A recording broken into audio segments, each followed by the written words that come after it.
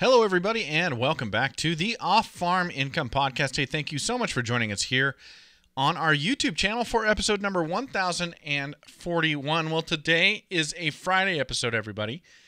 And, today I'm going to call this episode an innovation episode because we are profiling an innovation today that will make it easier for those of you who are raising cattle.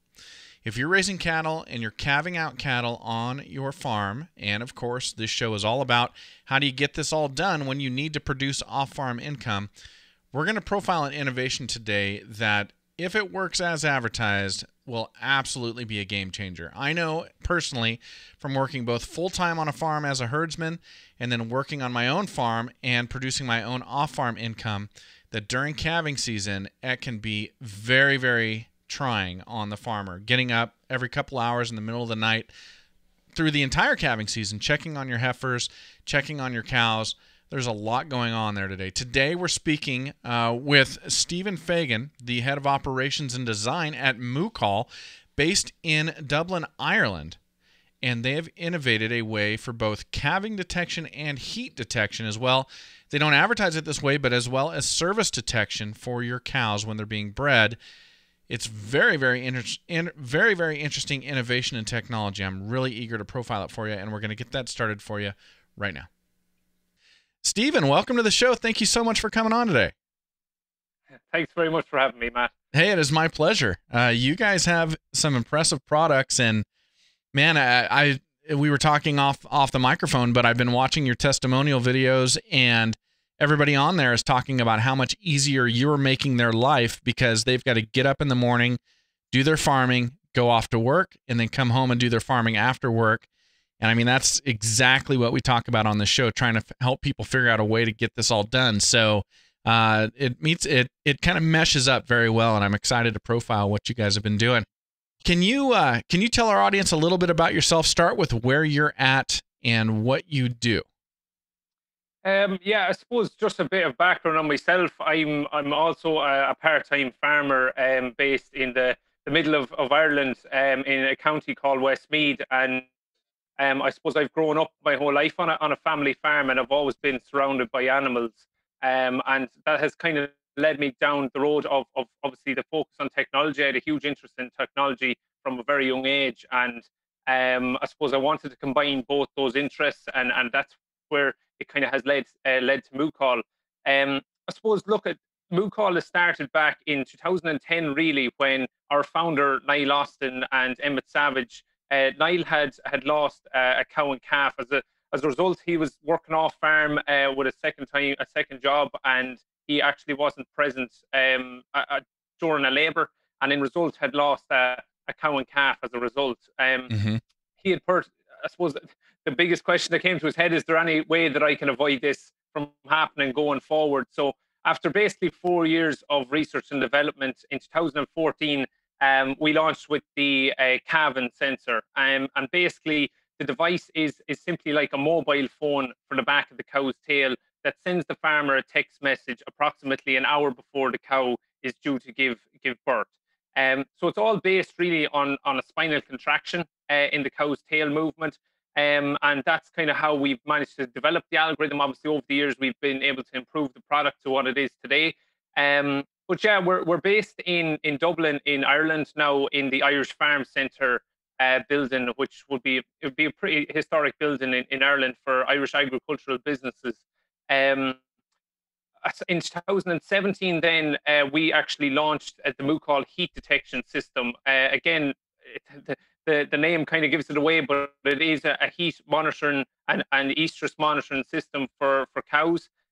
We actually, similar to the calving sensor, we went off another animal behavior, and in this term, it was the bull's behavior. So we put full focus on what the bull was doing and identified his behavioral patterns, interactions with cows, to identify from there, I suppose, the optimal time for serving cows in terms of artificial insemination use. So, and also for if you're using a stock bull or a breeding bull also. So it just gives the farmer full visibility really of his breeding or her breeding season. So that's kind of the two products really in a nutshell, without going into huge detail on them. But yeah, we've kind of we've grown substantially now over the past number of years, and it really is onwards and upwards, really. The ag tech industry is something that's really booming in the last number of years, and there's just huge potential, huge potential. Absolutely.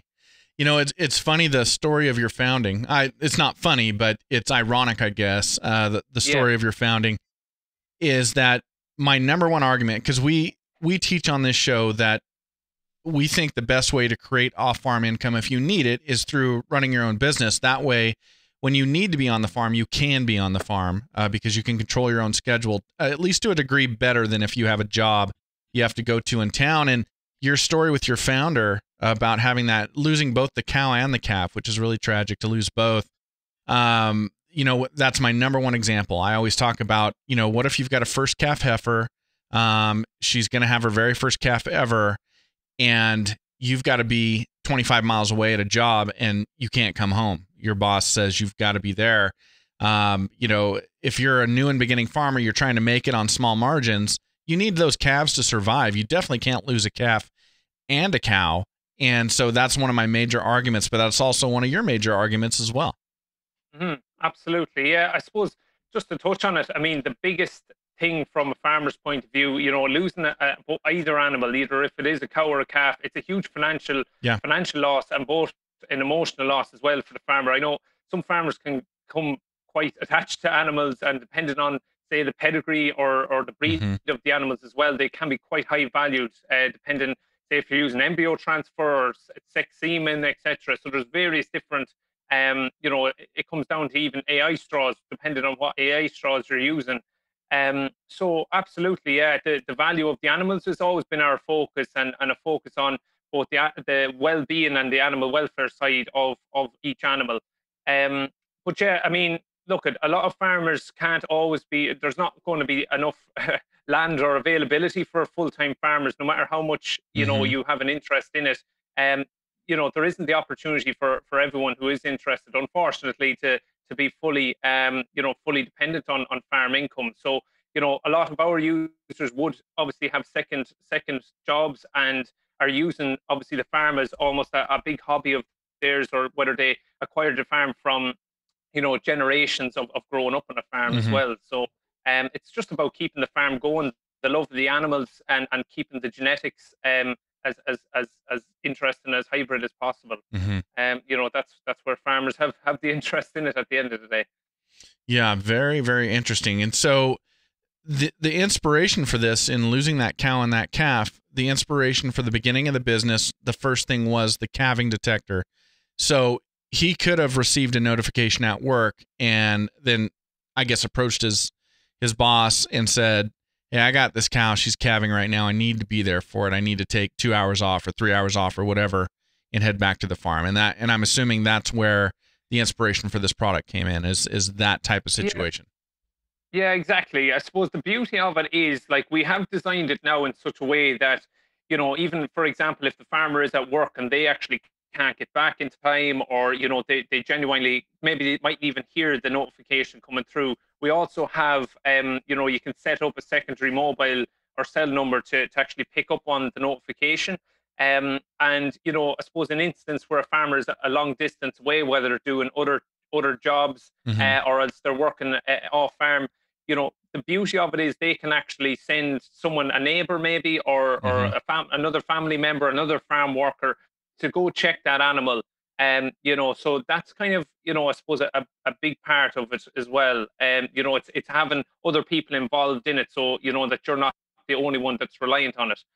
And one thing that we also have kind of broke through in the last number of years, we have built an app, a mobile application. So if the farmer is logged in on the mobile app, say particularly at night time, or you might not always hear a text message coming through depending on how heavy asleep you are, but if you're even at night time, or if you're working in a noisy environment, we also have a function through the app that acts like an alarm as well. So it'll trigger off. It's actually a cow that moves at you. So sometimes if it's the first time you're using the product now, you might get a bit of a fright in the bed at night, but you do get used to it. It is very useful, as I said, to wake you up, make sure you get out and check the cow, whether you have cameras installed or you're just going down to the barn or the shed to check the animal. it's just making sure that the calf is coming correctly at the end of the day, and there's no complications at birth. Yeah, that is really interesting. Okay, so Stephen, a lot of people listening to this show have had the experience that your founder had, unfortunately, which is they've lost a calf, they've lost a cow, or they've lost both. Nah, probably none of us have ever gone out and designed equipment this sophisticated to deal with that issue.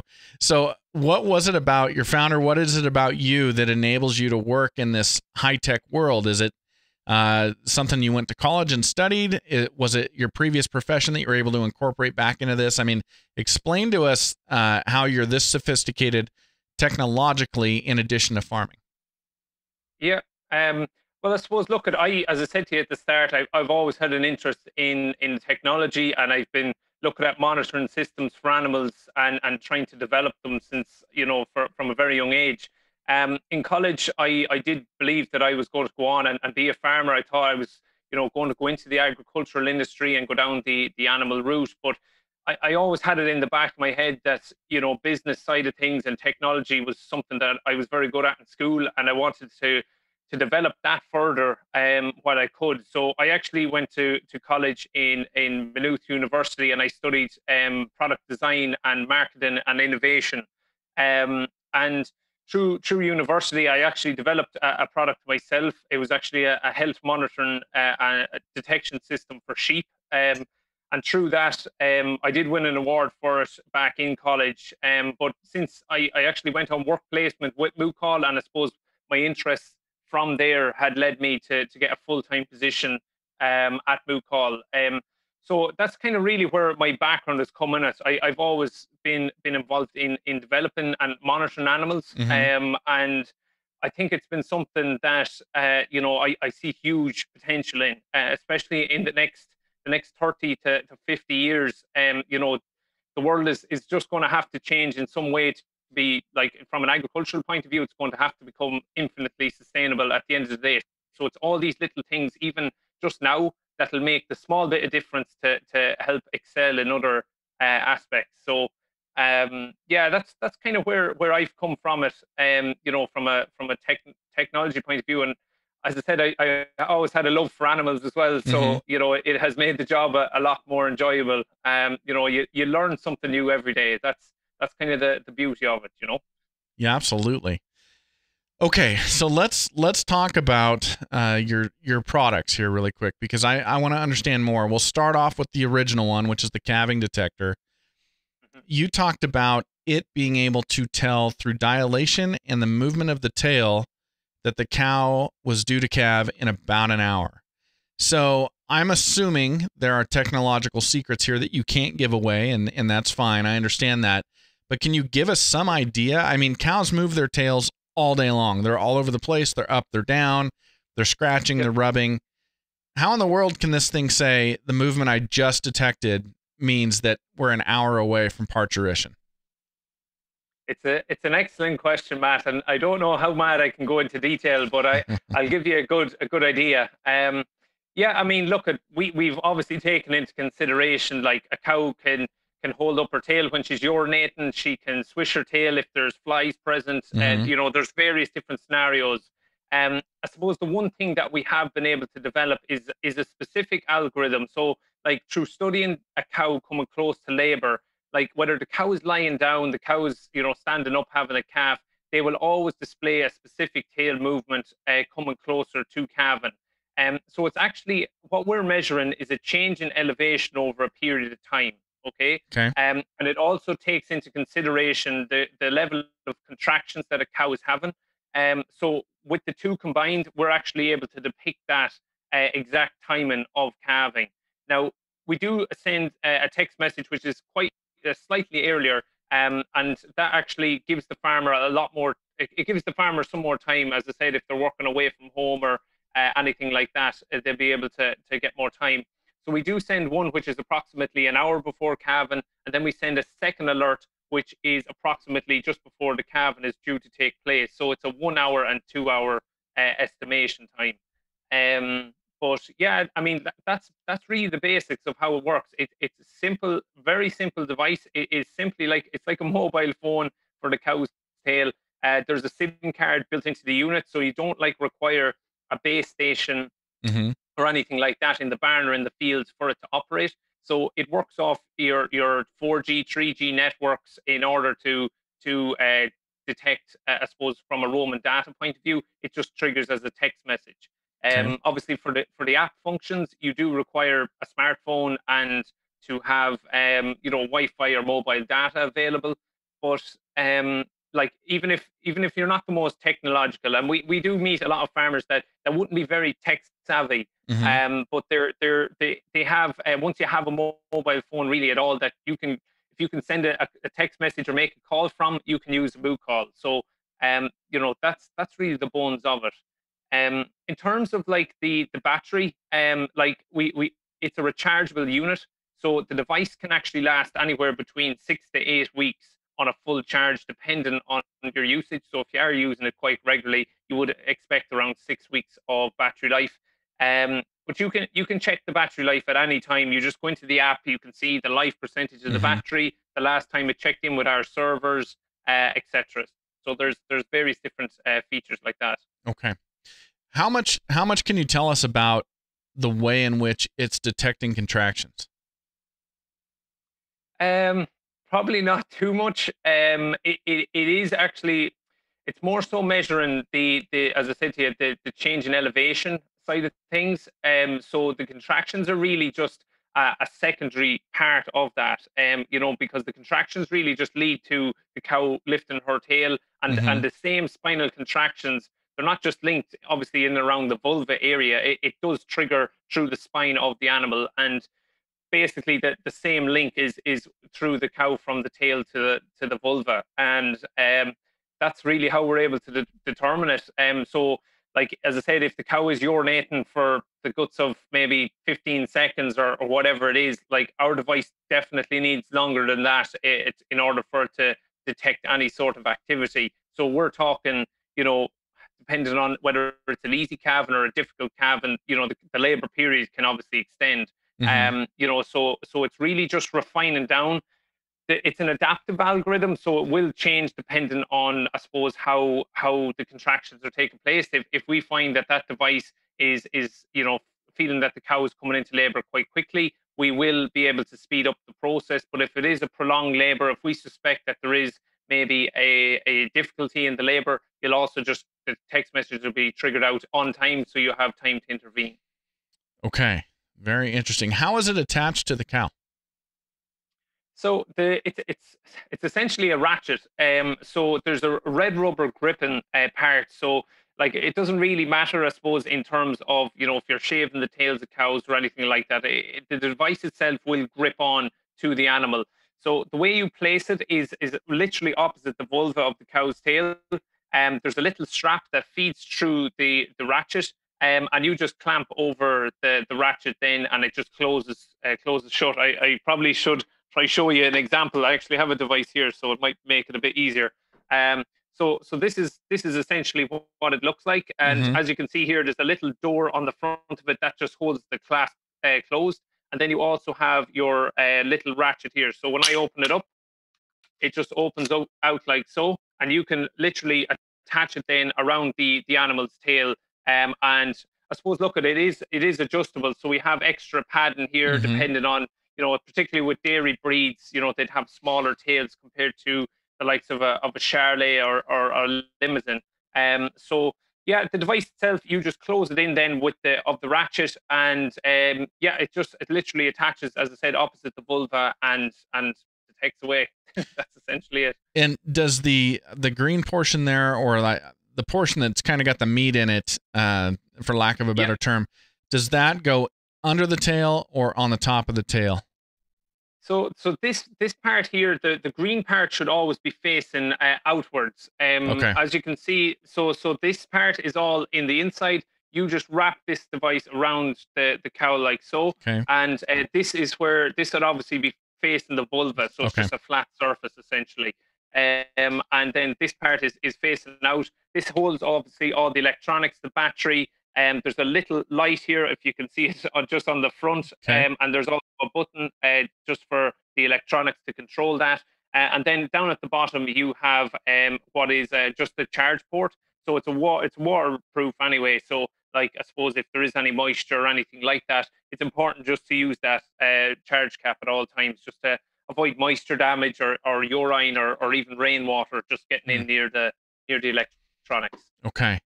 So when it comes to the elevation of the tail, is it using GPS? Is it using like some sort of a gyroscopic device or something like that to know that it's been elevated? Yeah, it's not using a GPS, but it is actually a GPS it's a separate topic, but we are looking at using GPS. But no, it is using it's actually using an accelerometer, and we Okay. do have a gyroscope also built into the unit, so it is able to measure basically your XYZ axis and that change in elevation, essentially, and that's how the calculations are working on in the brains of the unit, as I say. Okay. Now, I realize you can't give us every single detail of how it works, and that is just fine by me. But any farmer, at least American farmers that I know, they're going to want to know a couple of different things. One, how accurate is it? So, what studies have you done, and what accuracy level are we at in studying the efficacy of the device? Do you ever miss any births? Do you ever get any false positives? I mean, what have you seen? Yeah, so I mean, look, nothing is ever 100%. That's I think a given with any product at the end of the day. And like, obviously, since the start, we've been able to make a lot of improvements and changes to the way the algorithm picks up on calving, and enhanced it to what it is today. Now, at the moment, we do stand over a 95% accuracy rating on Wow. detecting when that labor is actually happening down to the nearest hour.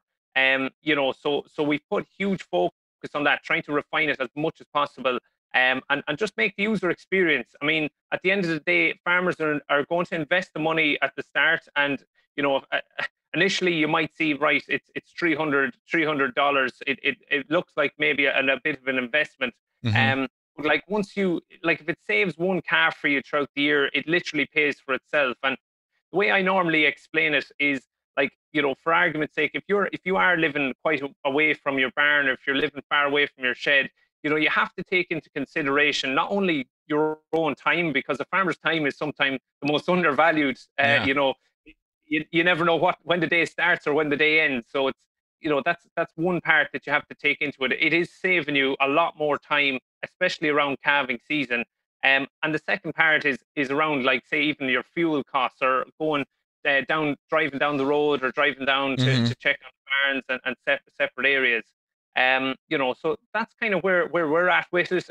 Like, the only things we've really seen in terms of the likes of false positives, particularly more so where farmers might even get a message, and they might even deem that the cow isn't actually close to calving, or that the animal may actually go an extended period longer. What we've seen is, like, in most cases where we detect calving, and the animal, the farmer deems the animal not scheduled to calve, there is actually some sort of complication. Whether that is a or a calf coming back ways, a breech birth, even in the event of some cases we have twin calves, and that the cow might be struggling for a while. Particularly with heifers, we find as well, they could be more problematic and a bit more nervous, I would say, coming closer to the calving. So we tend to detect earlier notifications for those. Okay.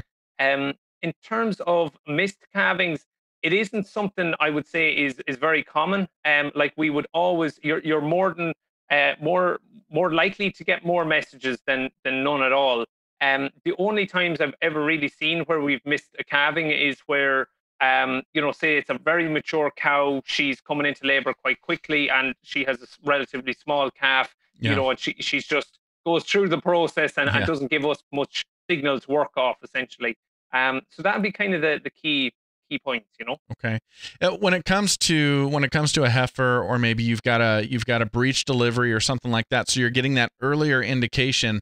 How much earlier are we talking about? So the first message that we send out is when we first start picking up on signs of basically signs of calving. Normally, we actually depict this an hour before the expected calving. So Hmm. the first message is normally 1 hour beforehand, and then the second alert that we trigger out is basically just before the calving is scheduled to take place. So it's two messages that we send, and also the alarms do go with that as well. So whenever you get the text message, you can also set up email notifications for farmers working in office environments as well that mightn't have their phones on them. But yeah, you get the first message approximately an hour, and then the second message is usually just before the animal is scheduled to give birth. Okay. Um, But didn't you say that you sometimes sometimes you'll get indications of birth early when there's complications, maybe breech or twins or something like that? Did I hear that right? yeah, absolutely. So if it is a case that, say for argument's sake, there is a problem, we actually stick to the same process. So we will send you a 1 hour alert, or that we Uh-huh. deem as the animal should be 1 hour away from labor. The second one then is the exact same. We said this cow has had signs of contractions for the past hour. This animal is still due to calve. If the animal, obviously, if the farmer goes down and sees that the animal still hasn't calved, that's kind of where I would always try to even handle the animal or handle the vulva, make sure that the calf is coming correctly. If they do need assistance, this would be your point to intervene. If Hmm. you do think that the animal might go even longer, you can reset the device to allow it to recalibrate. But Okay. in most case scenarios, we would urge the farmer, this is the time to intervene. Hmm. So it's just picking it up at the right time. That's kind of where we've always seen it. If it's a case that you need to call a vet to come out on farm to perform a C-section, at least you know that there is actually something happening here. And if you see that that animal isn't progressing, now normally what I would say to farmers, there is like a 20-minute rule. Okay, so you should see changes in that animal every Right.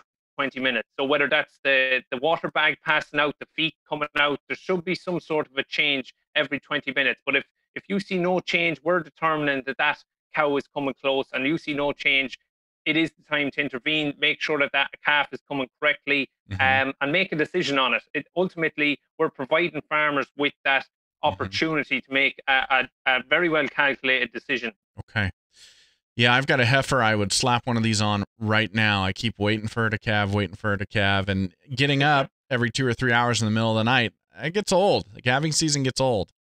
And do you see farmers who they've been farming their whole life? When it's calving season, they're out checking them every 2 or 3 hours in the middle of the night. Are they able to put these on and then sleep through the night and be comfortable with that? Or are they still going out and checking them every 2 or 3 hours to prove that your technology is working? Yeah, I see your point, Matt. I mean, initially, I mean, it's like anything. You want to build the trust in the system and get used to the Yeah, technology at the end of the day. So, like, if it's a case you're using it for the first time, of course you'd be apprehensive. Does this actually work? And it's like if you get a new phone or anything like that. You need to see it actually working before you can sure. make a call on it. But I think it's not really until the farmer actually sees the system working for themselves that they can actually start to rely on it. Yeah. And that's kind of the way we put it. I mean, look at on the systems, we do have like a money back guarantee and things like that, just to show the farmer like that we're confident in how this system works. It's just a matter of you getting the device out on farm, trying it out on an animal, and seeing it work firsthand. Okay. And once you can build the trust in it, there's no turning back. Well, yeah, if you can sleep through the night and just get a beep on your phone when it's time to calve, that'd be pretty nice. Okay, so let me ask you about this then. When do you want people to install it on the cow or on the heifer? Is it do you want them to know the day she was serviced and like at 280 days put it on, or 275 days, or once they're starting to see signs that she's coming around, with that vulva loosening up and her getting some milk and stuff like that? How do you suggest people time when to put it on the cow? Yeah, I mean, you've basically touched on it there. There really is, I think it's between two to three different options. It depends how well really farmers know their cows best, and it depends how experienced you are to know, I suppose, exactly when how close that cow is away from calving. In general terms, if you aren't recording your service dates, so you don't know when cows are coming closest to calving, like you can only work off really if you get the cows scanned or pregnancy PD'd, for example. But it's through visual really. Then at the end of the day, if you determine that that animal is coming close to calving, as you said there, she's filling out at the udder, she's filling out at the vulva. Her backbones are dropping. That cow is coming relatively close to calving. So typically we do determine and ask and tell farmers as a guide to put the device on the cow's tail anywhere between 1 to 4 days before she's expected to calve. You can put it on sooner than that. Like if you really had no idea, and if you wanted to put it on a week, 10 days beforehand, you can do that. The only limitation that we have is that we ask the farmer to remove the device, to reset the device rather, after 4 days of it being on the animal's tail. And it's more so just like if you were wearing a watch on your tail or a watch on your arm, sorry, for 4 days. You would want to just take it off and take a break from it. So it's the exact same concept. You allow the animal to basically her tail to breathe, to take the device off, and just to let it reset. And it's also from an animal welfare and not neglecting the animal as well, just around calving. If you're unsure, I wouldn't just leave the device on the tail for 2 weeks if she's very far out from calving either. Because at the end of the day, you don't need one for every cow on the farm. It's only for I suppose a specific volume. So like normally we say one device would do between 30 to 40 animals. Okay. So that's kind of your guide. I guess that was going to be my question, but that makes sense. If you know your service dates, then you're putting the device on, and then she's having that calf. You're pulling that device off, and you're moving it to the next cow that's ready to calve. I'm assuming is how you use one device for 30 to 40 head. Exactly. Yeah. So as soon as one cow or animal is finished calving, you just basically take that device off the cow's tail and reset it, and you can literally put it straight onto the next animal. So there's no time wasted or anything like that. And it's non-invasive as well. That was a huge part of what we put focus on, is that the device itself, it's resting on the animal, so it doesn't cause any harm to the tail, or you don't have to obviously insert anything to the animal. It's a very non-invasive product. So yeah, that's essentially it. And if you have high volume of cows calving in a short space of time, if it's a compact calving season, you may need to have an additional device or two depending on your volume. So we do give a gauge on that as well. Okay, well that makes that $300 price tag really, really reasonable when you start looking at it that way. How long do you expect a unit to last? How many calving seasons?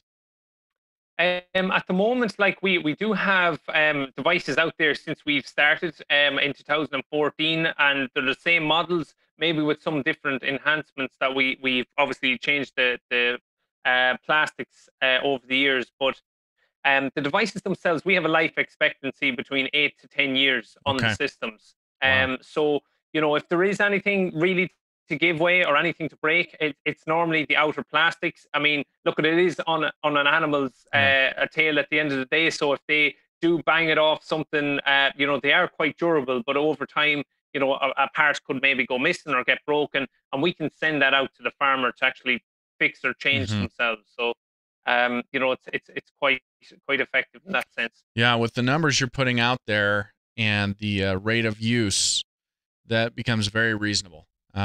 Really reasonable, as a matter of fact. Is there a subscription fee or anything like that? There is. So obviously we're working off your mobile phone networks. So there is a renewal then each year that covers basically your network provider fees, any software updates that we release throughout the year, and then there's also any support, etc. that's required. So the renewal each year, I suppose you pay your $300 to get the device initially, and then there is a cost of $135 per year to keep the contract up and running and keep the service maintained on the system, essentially. But I mean, with the numbers you're talking, we're not even into this $500 for a herd of 30 to 40 cows, and so exactly, yeah. No, look, I mean, the payback. as I say to everyone, the payback is almost straight away. Like once you get the system, if you use it on 40 cows in 1 year, and it saves even one calf for you that you wouldn't have seen, Hmm. it literally pays for itself straight away. And each year, like obviously we need to keep it's like a mobile phone bill. That's the best way to describe it. It's a mobile phone bill. You keep that Moocall topped up, the SIM card is renewed, and the contract just keeps rolling on it then for the additional 12 months. Okay. Man, fascinating stuff. And I've spent almost all of our time talking just about calving detection. You can tell that I'm very selfish in the way I do interviews because I don't AI on my farm. So I'm all about calving, but I don't AI. But let's talk about heat detection for a minute. Now, watching the videos and then hearing you talk at the outset of the interview, I'm confused by this because the behavior of the bull is what's indicating to you that a particular cow is in heat. And so I'm assuming you're gauging behavior of the bull in a stage of heat where she's not standing yet, where the bull's not just going to breed her and it makes it a moot point. Exactly. Yeah. So, I suppose the system itself, it really has come from, I suppose, a request nearly from farmers. Like we've attended trade shows, every year. I know at the moment in COVID times, there hasn't been any Sure. trade shows, and getting to see farmers face to face has been a huge thing that we do obviously miss. But I mean, we have been able to just attending trade shows. It was something that was always asked to us to try and develop something for heat detection. There's a lot of obviously things on the market that either are quite cumbersome or expensive, and we wanted to find a middle ground really between all of that. So look, we put full focus on the bull's behavior. It's through studying the bull that we could determine when cows are in heat. So essentially how the system works, it's a collar based for the bull. So it's like an emotion, it's like a Fitbit really for the bull. And each of the cows then is wearing an ear tag. And that tag, you scan the tag, you assign that tag to the cow identification number, or cow name. And then from there, we're able to determine based on the bull's behavior when cows are in heat.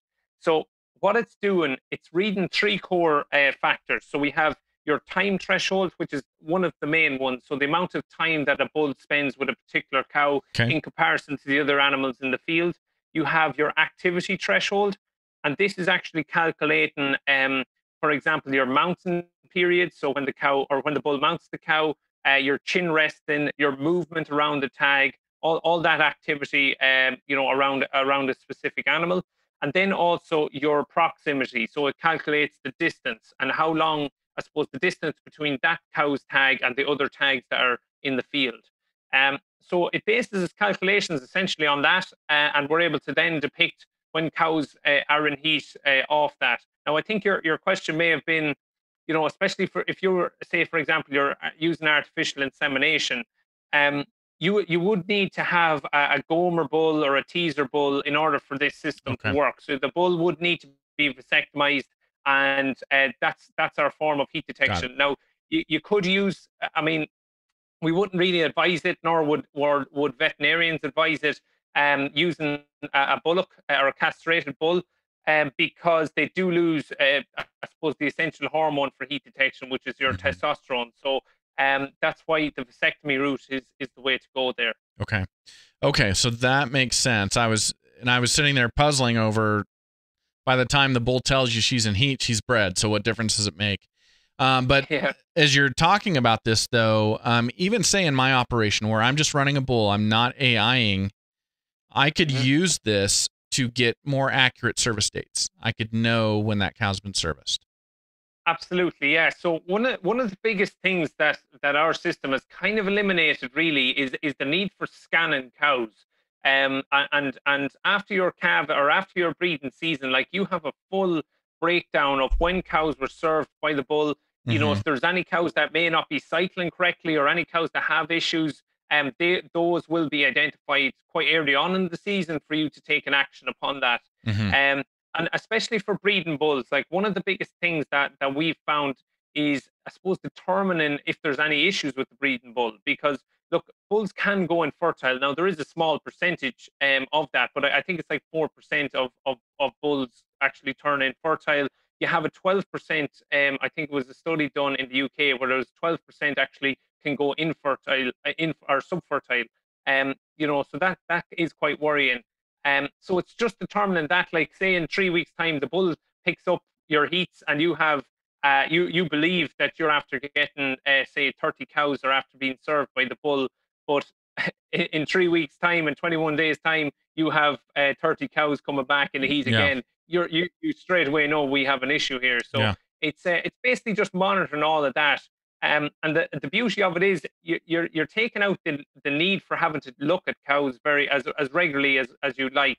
So this information is all populated automatically to our smartphone app, and you can see exactly. You can click into any animal, see when they were served by the bull, when their last heats were. You can go through their cycling history, and then we don't fully deem any cow in calf until after 90 days from their last insemination. So it does give the bull a 90-day period to pick up that animal again. And if she hasn't come in calf, or if she hasn't come in heat again, we fully deem her in calf. And then it presents your calving due date, so you have less to worry about then. Wow. So it takes away the need for prig testing, because after 90 days of no heat and you got a service date, I mean, you've got it. Wow. Here I was thinking all I needed was heat detection or calving detection, but I could totally use this. Well, that is really, really cool technology. And did I read on your website that you have the same technology for sheep?